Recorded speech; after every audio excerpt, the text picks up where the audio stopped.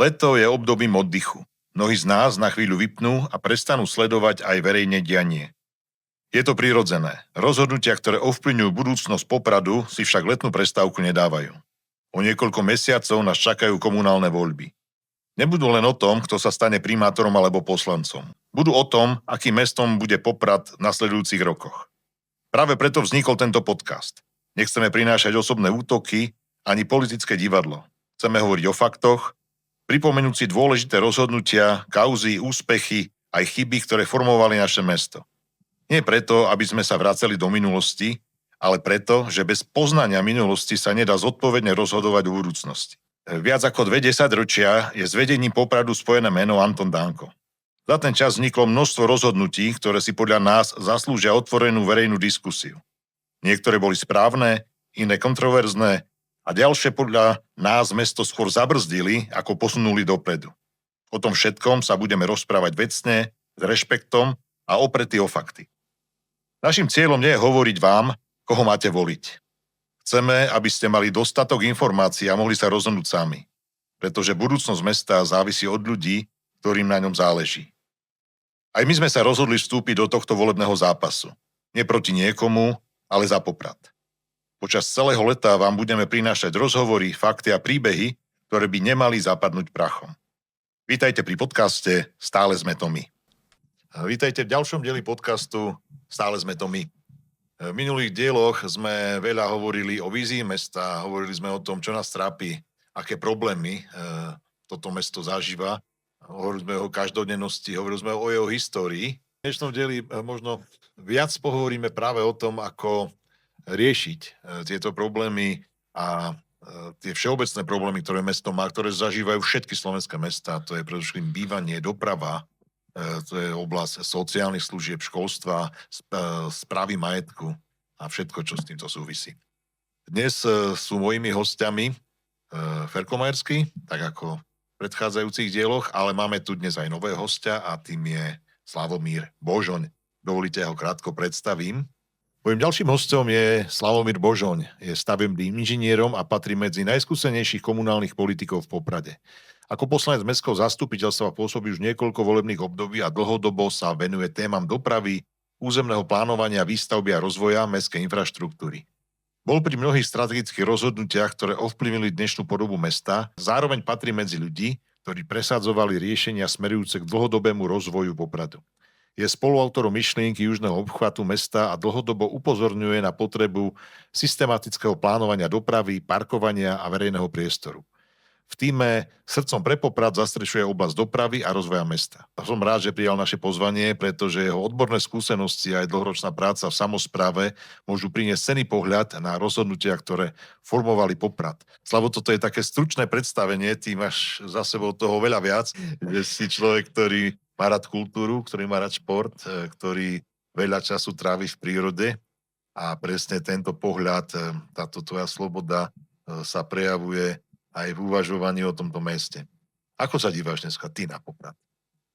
Na Poprad sa dívam hlavne ako na moje rodisko, na mesto, kde chcem žiť, mesto, kde chcem, aby moje deti žili, kde by ostali a mesto, kde chcem, aby všetci ľudia, ktorí tu žijú, dostali maximálne služby, ktoré môžu dostať a tieto služby, ktoré môže sprostredkovať mesto, tak im aj sprostredkuje. A ktoré tri hlavné témy podľa teba Poprad dneska potrebuje riešiť? Tých tém je možno, alebo problémov 20, 30, ale keby si mal povedať tri také najdôležitejšie. Tak dlhodobo tu chýba nájomné bývanie. Nájomné bývanie vlastne v meste Poprad absentuje už 20 rokov. Nie je tu. Druhá téma je parkovanie hlavne na sídliskách juh. Na sídliskách juh máme absenciu asi 40% parkovacích miest oproti potrebe. Koľko, Slavo, podľa teba chýba parkovacích miest k dnešnému dňu? Odhadom. Dnešnému dňu chýba približne, keď som videl tabuľky, okolo 2 až 4 tisíc parkovacích miest. To je obrovské množstvo. 2 až 4 tisíc? Keď môžem pozrieť, mám to v Jasné. tabulke, aby som nerozprával do vetra. Vrátime naspäť potom. Hej, to vrátime naspäť. Radšej budeme hovoriť konkrétne veci. Lebo A nemusíme to vrátiť naspäť. Toto je podcast, kde si môžeme dovoliť jednoducho šušťať papierami, lebo chceme byť faktickí. No vezmeme si Starý Juh. Starý Juh má počet bytov 6979 a počet parkovacích miest 2843. Wow. Hej. Keď pripočítame k tomu počet garáží, ktoré sa nachádzajú na ulici Ludvíka Svobodu, tak je to 1070 garáží a na ulici Šrobárovej 226 garáží. Čiže na Starom Juhu chýba 4136 parkovacích miest bez garáží a keď započítame do toho aj garáže, tak chýba 2840 parkovacích miest. Hej. A ako, Tak je to tým, jak Slavo takisto bude sa súhlasiť, že niekedy mala jedna rodina jedno auto. Dnes majú v bytovom dome, bytovej jednotke aj 2-3 auta, alebo samozrejme aj deti majú auto. A ten počet sa jednoducho nedá nafúknuť. A toto je problém, s ktorými, keď teraz chodíme a rozprávame sa s ľuďmi, tak toto hovoria ako jeden z najväčších problémov na juhoch. Jeden z najväčších.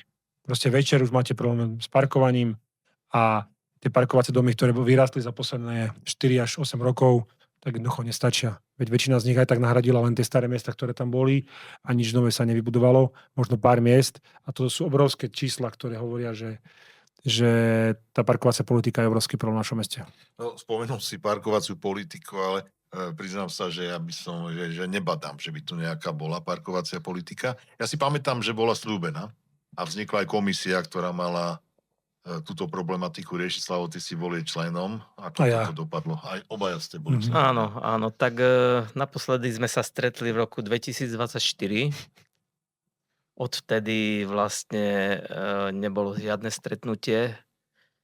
Konkrétne aj dnes som sa pýtal na mestskom úrade, že či sa niečo deje, tak zamestnanec mi povedal, že áno, ale nevedel mi bližšie špecifikovať čo. 2 roky sme sa už nestretli, skoro 2 roky, hej. Čiže buď to niekde stojí, alebo neviem čo. Dostali sme aj harmonogram, kde bolo jasne napísané, že začiatkom roku 2025 by sme mali ísť do pilotného projektu s parkovacou politikou. Máme rok 2026 a nikde nič sa nedeje, takže neviem, čo sa s tým deje. Proste zamrzlo to, buď chyba osobná odvaha to dotiahnuť, lebo nie je to téma, ktorá je ľúbivá, pretože robili by sa tam rôzne opatrenia, ktoré by neboli pre obyvateľov veľmi príjemné, ale treba to urobiť. Určite to treba urobiť, pretože parkovanie na juhoch je veľmi problematické.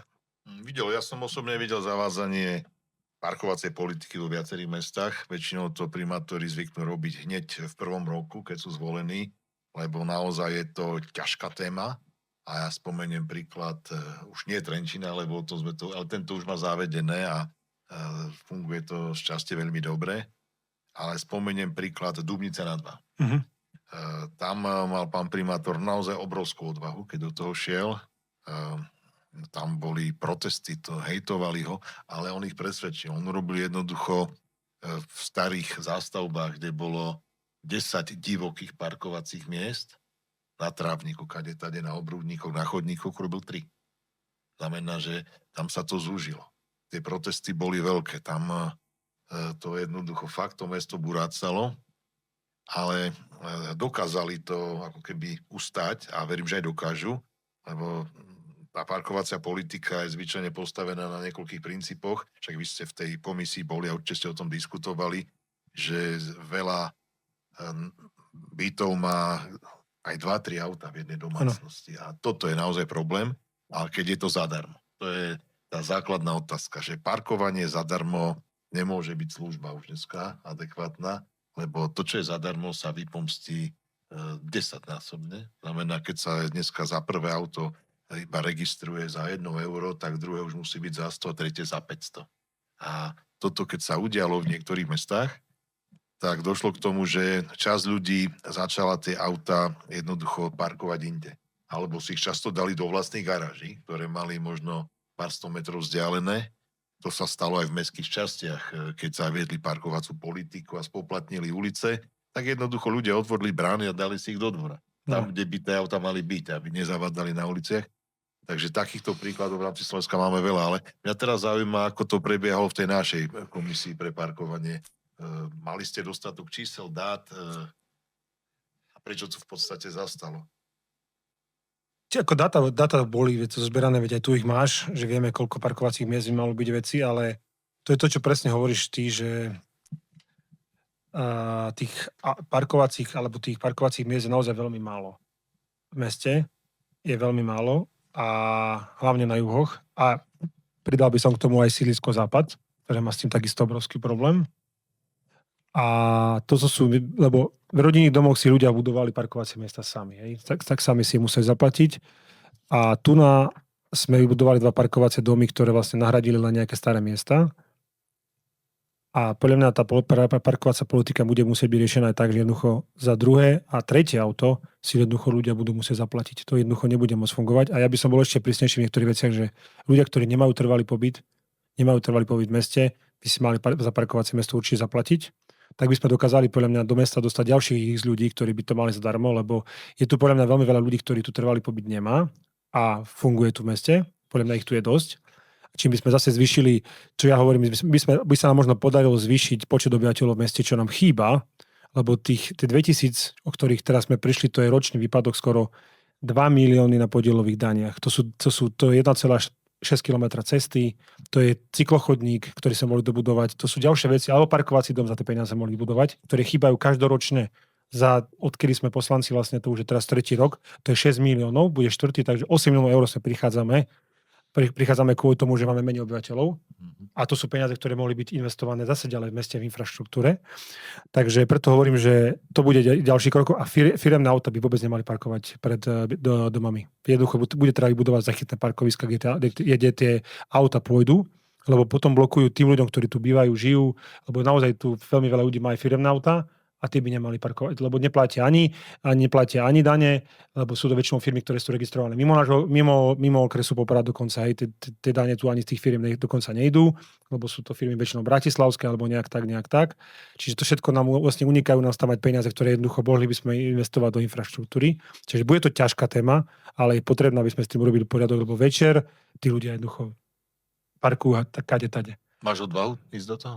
Tak ja hovorím, že vždycky, jak sa vraví, že kto sa bojí, nech nechodí do lesa a jednoducho tie rozhodnutia bude treba spraviť.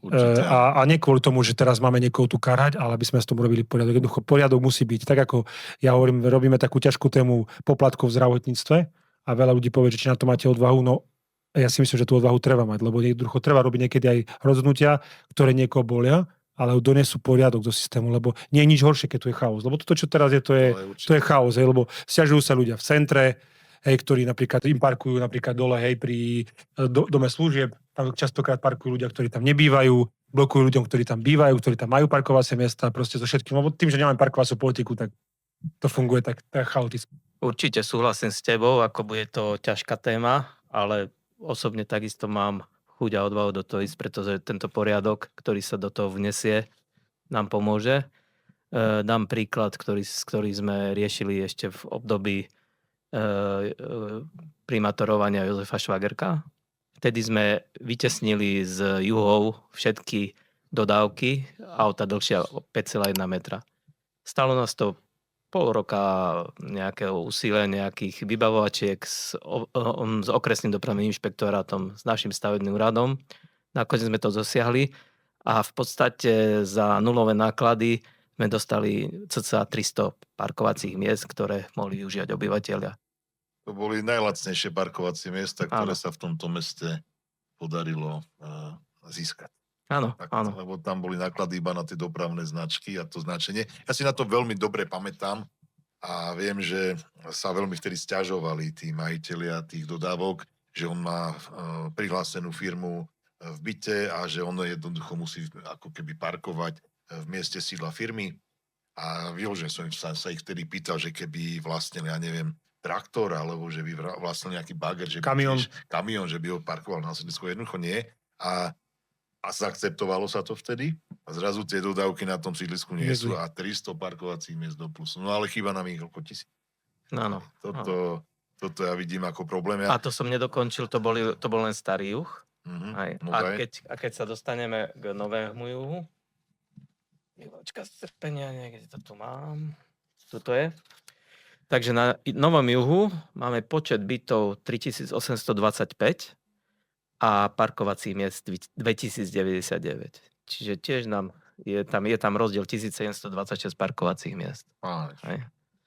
To sú veľké čísla, ktoré musíme nejakým spôsobom ošetriť a vlastne tá parkovacia politika nám jednoznačne pomôže. Keď to spravíme dobre, tak tento problém máme vyriešený do 2 rokov. No súčasťou... A samozrejme, to nám ukáže skutočnú potrebu parkovacích miest na juhoch a vtedy môžeme pristúpiť k ďalším parkovacím domom, k ďalším opatreniam, zlepšeniu mestskej hromadnej dopravy, pretože keď zlepšíme mestskú hromadnú dopravu, že do Matejovec sa dostaneme za 12 minút a autom za 20 minút, určitá časť obyvateľstva si povie, na čo mám auto, keď autobusom som za 12 minút v Matejovciach v práci. Tak ho odložiť do garáže, zase sa nám uvoľní parkovacie miesto. Na to naväzuje takisto cyklodoprava. Keď sa budem vedieť bezpečne, keď sa budem vedieť bezpečne dopraviť do Matejoviec, hovorím Matejovce, pretože to je taký zberné miesto pre pracovníkov. Väčšiny priemyselný park je tam, hej. Tak keď budem vedieť na bicykli prejsť za 12-15 minút do Matejoviec, nepotrebujem zase auto, zase ho odložím. Takže to sú ďalšie kroky, ktorými vieme znižiť počet aut na juhoch a samozrejme aj na západe. Ale a teraz pochválim pána primátora Danka, aby sme naozaj neboli iba kritickí v týchto našich podcastoch, že s tým novým grafikonom mestskej hromadnej dopravy a tým, že tu prišli nové autobusy, sa zvýšil počet prepravených cestujúcich, čo treba veľmi kvitovať. Nehovorím teraz o cene. Hovorím o tom, že ten počet ľudí, ktorí by ináč možno boli šťastí vo vlastných autách, šťastí by využívali možno práve taxíky a podobnú dopravu, tak sa presunul práve do tohto. A určite to je trend, na ktorom treba pracovať. Mestské časti podľa mňa nie sú ešte dneska dobre obslúžené, ale možno je to o kapacitách dopravcu, možno je to o tom, že aj šoféri chybujú aj podobné veci, že toto je problém. Tak, ale toto je dobrý trend, s týmto treba pokračovať a doplňať tú infraštruktúru. Niečo trošku prekáža na tých sídliskách, že chýba taký spoločenský konsenzus na tom, že kde postaviť tie parkovacie domy. Ty si, Slavo, pamätáš? My sme mali rozpracovaný parkovací dom a teraz neviem, na ktorej ulici to bolo presne, kde obyvateľia spísali petíciu, že ho tam nechcú. Na jednej strane spíšu petíciu, že nemajú kde parkovať, to je jedna skupina. Potom druhá skupina povie, že nechcú parkovací dom vo vnútrobloku, aj keď mal byť zapustený 2 poschodia do zeme. A neriešiteľný problém. Jednoducho... To bola tá Rastislavová, kde nakoniec o 4 roky sa im parkovací dom postavil. Áno. Hej, čiže... Ale ja vám poviem dneska takú príhodu. Sme boli pri výkriku, sme sa tam rozprávali s ľuďmi. A že takisto téma bola parkovanie. A boli dvaja manželia sa s nami rozprávali a sme zvrali, že to by to bolo najlepšie vybudovať na Tomášikovej, tam ak je to vlastne to ihrisko, by sa to zapustilo do zeme a hore by normálne ihrisko pokračovalo, bolo by pekne spravené, že by to nevyzeralo, že to je parkovací dom. Manžel, v žiadnom prípade s tým nebudem nikdy súhlasiť, že auta nech parkujú mimo Popradu. A manželka mu hovorí, že to čo ty tu rozprávaš? Jaké mimo Popradu, veď každý chce parkovať pred domom, tak jak to chceš vyriešiť, veď ľudia musia parkovať aspoň niekde v blízkosti, veď oni nemôžu dochádzať, neviem, 10 minút, 20 minút pešie, keď majú prichádzať, proste jednoducho treba to vybudovať a toto je dobrý nápad. A to si myslím, že to boli manželia z jednej domácnosti. A to budeš musieť zosúladiť ľudí, ktorí bývajú na jednom bloku a presne hľadáš, máš ľudí, ktorí auto nemajú, čiže oni nechcú mať parkovací dom pred domom, potom máš ľudí, ktorí majú aj dokonca 2-3 autá, chcú mať parkovací dom. A toto bude, akože, ale to je podľa mňa len o komunikácii, jednoducho ľuďom bude treba vysvetliť. Buď to nebudeme sa tejto problematike venovať a potom nechoďte a nesťažujte sa, že nemáte parkovacie miesta, alebo chceme to robiť, ale chceme to robiť na lokalitách, kde to aj v územnom pláne je vyhradené. Veď my dnes tie lokality máme v územnom pláne vyhradené a sú tam na tých miestach parkovacie domy, či parkovacie miesta. Čiže keby sme šli do zeme a urobili sa pekné parkovacie miesta, a ja si myslím, že do toho by trebalo zapojiť aj investorov, kapitál, že normálne nech sa tie parkovacie miesta aj kľudne predávajú.